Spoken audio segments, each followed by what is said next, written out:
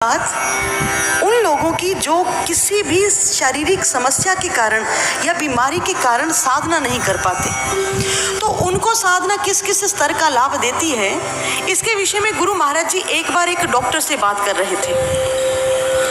गुरु महाराज जी ने उन डॉक्टर को बताया कि हमारा जो शरीर है वो सेल्स से बना है। सेल्स जो हैं वो मॉलिक्यूल्स से बने हैं, मॉलिक्यूल्स एटम से, और एटम में आगे इलेक्ट्रॉन, प्रोटॉन, न्यूट्रॉन नाम के पार्टिकल्स होते हैं। लेकिन क्वांटम फिजिक्स कहती है, उसके रिसर्च कहती है, एटम में इतने पार्टिकल्स होने के बावजूद भी 99.9999% जो स्पेस है वो खाली रहता है और उसमें सिर्फ ऊर्जा तरंगें ही प्रवाहित होती हैं। अब इस हिसाब से देखा जाए तो हमारा शरीर ऊर्जा तरंगों से बना है और इन ऊर्जा तरंगों में बदलाव लाने से हम शरीर में सेलुलर और केमिकल दोनों तरह के बदलाव ला सकते हैं। यदि इन तरंगों को पूरी तरह से पॉजिटिव कर दिया जाए तो फिर हमारे शरीर में किसी भी लेवल की कोई बीमारी नहीं रहेगी। लेकिन ये संभव कैसे हो?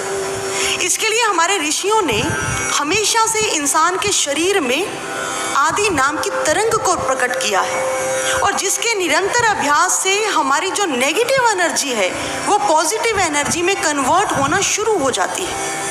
इसीलिए गुरु भक्तों, वही आदि नाम की तरंग गुरु महाराज जी ने हम सबके भीतर भी प्रकट की है, जिसका निरंतर अभ्यास करने पर हम भी अपनी नेगेटिव एनर्जी को पॉजिटिव कर सकते हैं। क्योंकि महापुरुषों का कथन है, सत्य नाम की औषधि सतगुरु दई बताए, औषध खाए अरुपथ रहे ताकि वेदन जाए। बीमारियों की सबसे बड़ी दवाई, सबसे बड़ी औषधि यदि कोई है तो वो उस सच्चे नाम का सुमिरन है, उस सच्चे नाम की साधना है, उसका ध्यान है। और इस बात को वैज्ञानिकों ने भी अपने एक शोध के द्वारा सिद्ध किया है।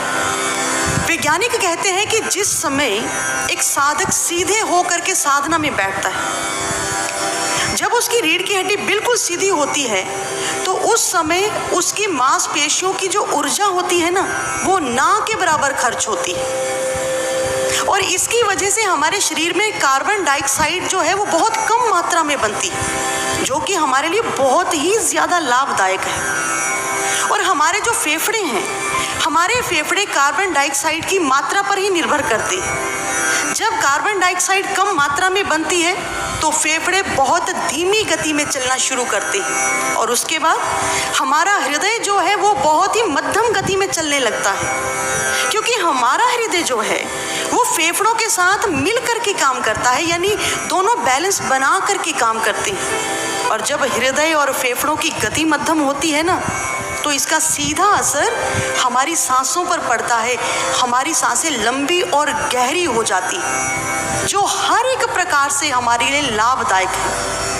और जिस भी शरीर में ये तीनों चीज़ें सुचारू रूप से चलती हैं, हृदय, फेफड़े और लंबी गहरी सांसें, तो ऐसी सेहत को परफेक्ट एंड होलिस्टिक हेल्थ माना जाता है, यानी संपूर्ण स्वास्थ्य का मापदंड माना जाता है। इसीलिए मैं तो एक ही बात आपसे कहूँगी कि पूर्ण स्वास्थ्य के लिए आप अपनी खुराक आधी करें, पानी 2 गुना करें, व्यायाम 3 गुना करें, हंसना 4 गुना करें, लेकिन ध्यान 100 गुना करें, ताकि आप आत्मिक, मानसिक और शारीरिक तीनों ही स्तर पर तंदुरुस्त रह सकें।